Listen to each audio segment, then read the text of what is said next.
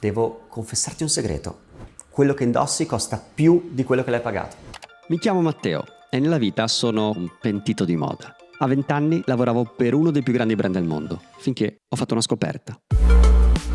Anche quello che indossiamo sta rendendo il mondo un posto peggiore. È l'unico motivo per cui la moda riesce a creare bellezza e che al tempo stesso ha creato l'inferno in Africa. When you're getting rid of your plastic, you call it garbage, but when it comes to clothing, you call it donation. What's that about? Blazer, calzini, altre mutande, che schifo. Questo è quello che sta facendo l'industria della moda, questo è quello che stiamo sacrificando per fare magliette a 2-3 euro. There is no tolerance for workers' voices. There is no alternative industry where they can go and work. Se continuiamo così, questo inquinamento durerà generazioni. We have to grow, we have to grow, we have to grow. We're destroying our environment just for some people to get even richer. That doesn't make any sense for me. Questa è junk.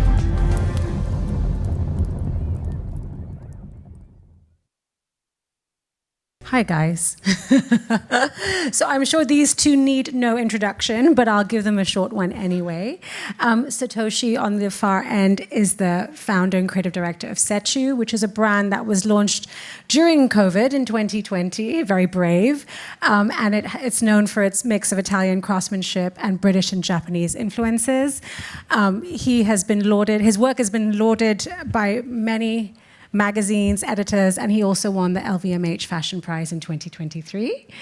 And on my right is Sara, who's a veteran journalist, has worked with Vogue Italia, was also a founder of Vogue Talents in 2009. She's also an international ambassador for the Camera Moda and is always supporting and promoting young talents, especially through the Foundation Sozzani. Welcome, you two. Thank you. So these two know each other really well, so I told them not to leave me out of the conversation. So today we want to talk a little bit about storytelling and the importance of storytelling, especially with the young generation. And actually, Satoshi, I wanted to start with you because you only started your brand, less than 6 years ago. How important was this idea of storytelling when you did launch, especially because you launched at a time where, everybody was really at home on their phones, living a different type of life. We weren't going out and looking at beautiful fashion.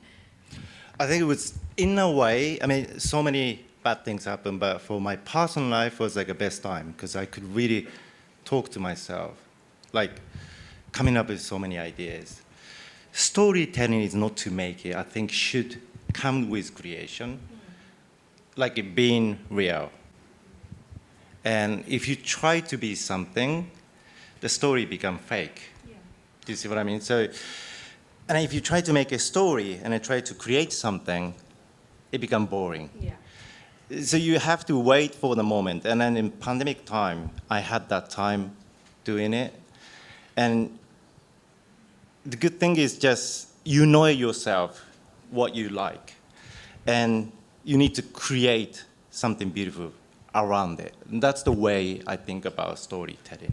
So you mean the product would come first and Exactly. thereafter you would build the story around Yeah. it? Yeah, okay. And Sara, for you, you've nurtured so many young designers over the years. What is your sort of key pieces of advice for those young designers who do want to start out? Because right now there are so many brands out there. And building an engaging story is not the easiest thing to do when there is so much out there. So what is sort of your key takeaways or advice that you give those designers? Well, to think twice before starting. No, don't say that. We always need more beauty in the world. No, for sure. Absolutely. I think it's absolutely important. And the most important, obviously, storytelling is a word that everyone loves to use, yes. But then few really understand it or make it as a pillar of the brand. I do think that it's very important right now, the importance of responsibility, productive, ethically, socially. So it's, as Satoshi was saying, you start with the product, but the product needs to speak and has to have a story. It's not just about making clothes, but it's creating a message, values, pillars, and right now we need this. It's obviously today the conversation is quite wide, but I think that you know, the new generation is our future, so we can have all the conversations that we want, but if we do not support them and highlight them, give them the chance to be seen, it's very difficult that then we have a change of generation. So, and this is kind of, it is happening, the change, but not enough, because there's obviously the whole mechanism of the fashion industry. It's complicated, but then when you get to see projects like today or others, I mean, you see that there is a lot of talent, but then there is kind of a natural choice of who can go on, but not, it doesn't mean that the rest do not manage, but there is also other ways of getting into the market and creating your own space. You talk about the new generation. We've spoken a lot about this new generation throughout the day. And I think one thing that we do know about them, the only constant, is that they don't quite know what they want. They're looking for different things from different brands. So I'm just curious with both of you, what do you feel is resonating with those younger, newer audiences out there? Like, what elements of the story are resonating? Well, for sure, there is the fact of being very, I mean, to follow the values. I mean, it's very important. I do think this is extremely important. And I don't see that they're really seeking to enter the system in a very savage way, but because they understand that it's not the sense of it's difficult, but it's quite changing. So the whole system is changing, and the new generation knows it, and in a way they are opening other ways of being spotlighted, but at the same time, even there's a different market. The generation are changing, and also the young crowd, and also us as consumers. So I do think it's when I see so many creatives, I would say, rather than designers, is the fact that they really want to stand out with values, messages, and it's the clothes, it's, you know, the end product, because that's the creative way of showing their creativity, but there's other ways. So even when I go to schools and I say, yeah, I mean, no one obliges you to become a fashion designer or to go and work in a brand, but there's many ways that you can really evolve your creativity. And in this room, there are many people that started doing a job and now are doing an evolution of what's their creative vision. So I think this is also very important to make them understand, and not really to think that if you don't manage to be a designer, because life is not easy, but you can evolve it in a way. And also the fact that there's nothing wrong by failing or falling, because it's part of life. And I think this is also something very important to remember them. Satoshi, I'm curious for you, since you launched your brand quite recently, and I think now the new generation are really engaging with personal stories. How much of your personality or you is in your brand? You talk about liking fishing. Yes. We joked about that on the phone. He's like, I'll just talk about fishing the whole panel. I'm like, what do you mean you're going to talk about fishing? No, I think going back to the first question as well too, like storytelling come from my personal experience too. I used to be a tailor at Savile Row, and the culture there is you don't make clothes for yourself. You listen to client, you make it. Okay, and there's a different storytelling behind it. It's a craftsmanship, handmade. It takes 82 hours to make one jacket. Okay, so there's so many layers of storytelling. Okay, going back to your question, I love fishing, and not many people love fishing. Get ready for it. As a designer, right? And because smell of fish, luxury clothes doesn't connect to each other. But I, you know, I mean, good or bad, I love fishing. I can't change the fact. And these days, I introduce a perfume, smell of fish. Okay, we will want samples of that. And I mean, thanks to your... That's not a good starting point, but... But it's just, I love fishing. I mean, do you know a fish called ayu? It doesn't smell like a fish. It smells like a skin of a cucumber or watermelon. You see, you want to know more about this, right? These are things. Come up with the idea, but when product is there, you just put your personal passion and then make a story behind it. And I like to hear people say, you know, that's kind of the passion I work for. But you know, there's so much out there. How do you keep it authentic? Like, how do we know as a consumer what is authentic? Because everybody kind of jumps on a bandwagon, you know, when it's trendy, especially now. How do you guys create an authentic story? How do you tell the designers to create an authentic story? Telling the truth. Yeah. I mean, I do think, I mean, it's a little bit repetitive, but for sure, I mean, values right now are extremely important, and also the pillars of your visions are fundamental. I mean, you have the opportunity to be here, listen, and meet people, and have comments or suggestions. But then it's you who decides. It's your project. It's what comes out from your heart, from your creative mind, and those cannot be compromised in any way, because if they are, then you're going to lose yourself. Yeah. And this is very important, and not because Satoshi is here, but he's a very good example of being persuasive on his vision and not having compromises. So, I mean, he obviously accepted compromises, but not so much, which in the end it's and also the fact of not being in a rush, not seeking that you have to do always something new every season. I mean, also customers, I do think it happened to you that you have a lovely piece and the season after you go back and you say, oh, I want to buy it again. No, it's not anymore there. So, I mean, it happens, and so I think this is also important. Yeah. I'm curious what platforms you think are, there's so much out there now. It's not just about the clothing and going to the retailer to find out the story. We're looking on the website, on social media. What platforms have you found to be quite interesting or engaging these days? For me, it's like people. Yeah, I mean, I'm not really good at, yeah, exactly. I think that's one of the strongest way. Social media is really important, but I think team can really bring the sort of the voices. Fashion is a teamwork, right? Including all the people here and to the final consumer from the sewing machine. Like everyone work on your product. I think I call it teamwork. Like, I love fishing, and I have a great team can make that look good. Like I was invited to Pitti Uomo, and my artistic director was saying, Satoshi, I love when you fish. Let's record it. And it became a really cool video. And that's convincing. They know that I'm fishing in Italy. Then fishing journalists contact me now, let's do some events. You expand the new things. And this company in France contact me, let's do a collaboration because we love you doing fishing. Not many people doing it. I mean, because I love fishing, I got another job too, Fantastic. two in one. But there's also this danger, I think, now in social media because, it's 24/7, you're constantly updating. Then you've got this woke cancel culture, There's a lot of dangers of storytelling across social media. Sarah, how do you advise brands to navigate that? It's easy to, whenever a new designer comes on board in a brand, they erase all the social media and they start again. But when you're a new designer, you don't have the ability to do that. Well, good question.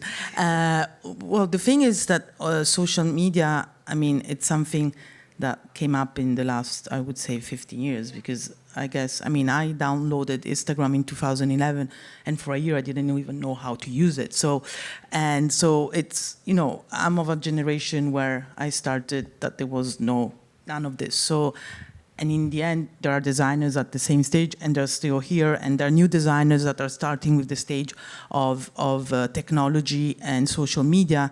And I think what I say always that you have to start from somewhere. And if I have Instagram, which is the only social which I use platform, because already I'm stuck on the phone 24 hours if I have to think about other platforms. But I always say that Instagram is your window shop to the world because it has the strength of getting to everyone. It's meritocratic, which fashion isn't. Yeah.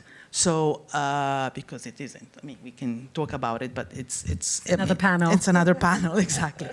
And so this is the way that you can be seen, in a way. And then, obviously, if you're true to yourself, because we know that then there are many profiles of people that, sell something but this has always been part of, selling yourself for someone that you should be, not of who you would like to be, or as Satoshi was saying before. So I think there's many ways, and I always say, we are here in this panel, and as Satoshi was saying, people. Which are the best platforms to connect with people, to don't be afraid to ask, to stop people, say, or to contact them, because with Instagram you can really write to everyone.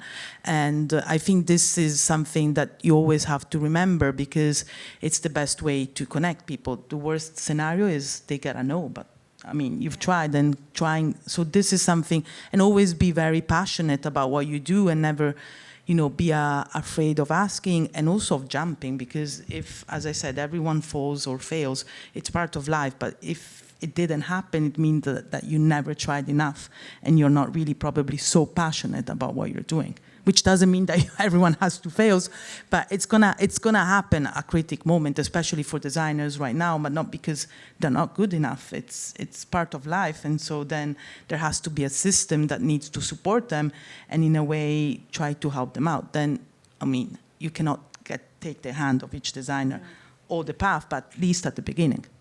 We talk a lot about consistency and especially fashion brands lasting a long time, longevity, always having those kind of key things that you come back to, whether it's a narrative or whether it's a piece of clothing.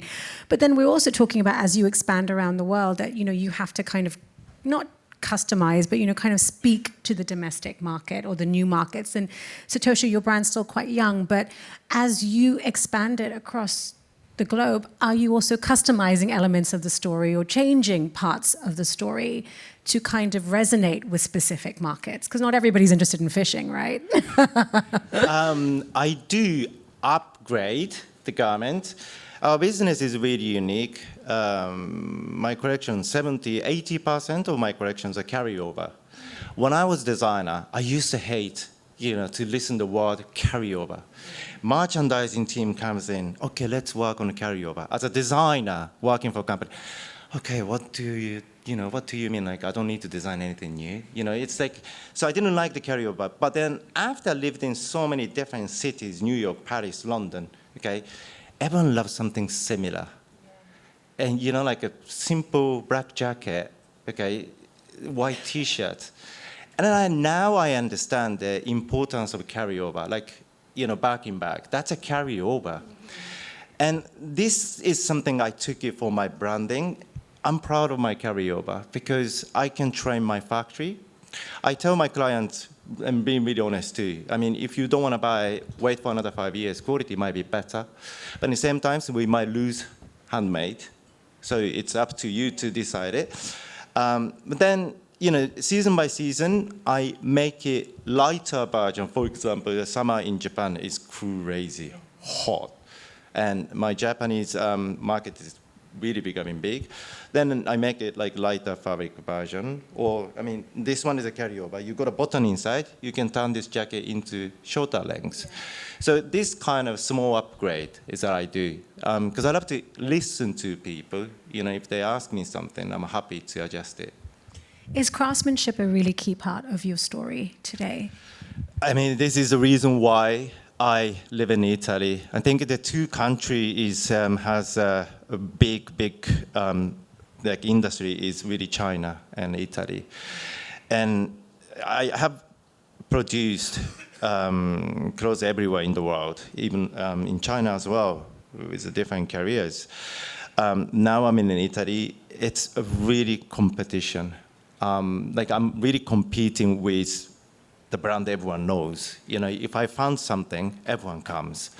So you really have to convince the owner of the factory. And beauty thing about craftsmanship and the owner who has those kind of factory, they love to produce something meaningful. Sometimes they're tired of, you know, mass production or just logo. And again, this is the reason why I'm in Italy. They are so passionate about what I'm doing and why is it so unique. It's really, that's what makes it product so special. Every single stitch is different, but it doesn't mean it's bad quality. It has to be a good quality. And I think it's a beauty is this balance of imperfectness, but it's perfect. I mean, Sara, you're an ambassador of Made in Italy. I mean, do you think this is still important to today's consumers? That story of Made in Italy still relevant today? Well, it's fundamental. I mean, Made in Italy, it's part of the fashion. I mean, all the big brands come to Italy to produce, and I think it's more about the craft, because in Italy, obviously, we have the big factories, but there are also the small factories that, you know, that are still owned by families, and obviously we hear stories that they're closing down because it's true, and that's why it's important. Also, a very fundamental part of the job I do is to create education, because the new generation cannot just think about putting more clothes on the market, not thinking about that this clothes has to be made with a certain way, certain costs, and in a certain quality, and it's about the quality and not the quantity, because then the whole system just, until now, just showed about the quantity, quality, but quantity. And so, yeah, I mean, Made in Italy is, it's a statement for the whole world, and even though they try always not to think about like that, but this is, it happens everywhere, so that's why it's important also legislations and laws, because then the video that we showed, unfortunately, it's happening anyways, it hasn't stopped. So I think it's just a matter of balancing things, and yeah. Okay, we're running out of time, but I want to give you some questions for the audience before we go. Sara, when a brand realizes its past sustainability messaging could have been clearer, what's the most effective approach you'd recommend to create a more meaningful impact going forward? Well, for sure, not to, I mean, I don't use rarely the word sustainability, because I think it's about being responsible. So, I mean, you do a responsible brand, it doesn't mean that maybe your production is totally sustainability. Well, so already saying 100% sustainability, no, it's, I'm not gonna say a bad word, but it's not, it doesn't exist. It's never gonna happen. So for sure, it's about transparency in the communication and being responsible, but you can be responsible in many different ways. I've been about, you know, using the community, using the messages, using the fact that you're doing clothing because you wanna make a change or you wanna send messages. So this is very important, to be responsible. But responsibility has many meanings, and it's sustainability. Instead, it's just linked, I'm a sustainable brand. Okay, can someone give me an answer? What does it mean being a sustainable brand? So that's, I think it's very important. And Satoshi, one question for you. SETCHU exploded onto the stage and won so much praise right from the start. From the inside, what do you think was the real key that made people fall in love with the brand so quickly? And you can't say fishing. He still didn't brought me fishing, so. Traveling is other word. I mean, I travel the world. You can't make too many garments with you, and this is why I came up with this kind of modular garment. You take one jacket, you can wear in a 3 different way. I mean, that really lightens your suitcase. And I think realistically, like someone like Sara, you know, Kaoru could be somewhere sitting there, you know, guy from Tokyo Fashion Week. All those people who in the industry really wear my clothes, and that's really helping, because I think those are the fashion leader in the, you know, the area. And again, like going back to the beginning of the question, it's really the authenticity of the teamwork really helping me. And you know, if you go to Japan, this guy, he's only one person allowed to talk to Reika Kubo. He's a big fan of my collection. So it's really convincing, you know. So I think is one of the reasons as well too, yeah. And one last question for both of you. I know we're running out of time. We always talk about, with luxury brand storytelling, about this idea of dreams and aspirations and exclusivity. Is that still relevant anymore? Is that necessary for a brand today, especially if you want to launch a brand about luxury craftsmanship? Is that idea of exclusivity and dreams and aspiration even relevant anymore? I just love to think about sustainability. I used to work for really sustainable driven company more than 10 years ago. The time no one was talking about it. It's just, I think it's because I'm Japanese. Japan used to be a really sustainable country in, you know, Edo period. They are the first one to invent this water system, recycling everything. And now look at Japan. I love Japan, but not really sustainable compared to the system I see in Europe or Africa, you know, other Asian country. And I think I'm a clothing designer. I'm not, you know, kimono designer. I'm using other culture to feed myself. And I think I just like to show the respect to the environment. And so I talked to my pattern cutter too. I come up with the idea. I drape myself. When he industrialized it, I always ask, if it's too many waste, let's cancel it. It's no point. We're not doing for ego. We have to think about how many generations we can carry on doing this. You know, then again, I mean, you don't have to be sustainable if you don't want to. Somebody else will do, and I think I want to be that somebody else. I just love to think about it. And That's your dream. yeah. In a way, yeah. And what about you, Sarah? Do you think aspiration and dreams are still important in the storytelling today for a young brand? Yeah, I think. I mean, it's important because it's part of your DNA. So, and I just think it's a way of when you say, exclusivity, and people use the word luxury. I just think that there is the changing of meaning of words and just giving them back the real meaning of it. So, but for sure, dreams is important. We need to dream. I mean, it's an industry that always made dream people, and the new generation are still dreaming to work in this industry. It's just that things are changing, and that we need just to create education and awareness. And as Satoshi was saying, it's everyone has its own route, and just think about making it more responsible, and not just thinking that you have to be a sustainable brand, but more than a responsible brand. Wonderful. Thank you both for your time. Please join me in thanking these two. Thank you so much.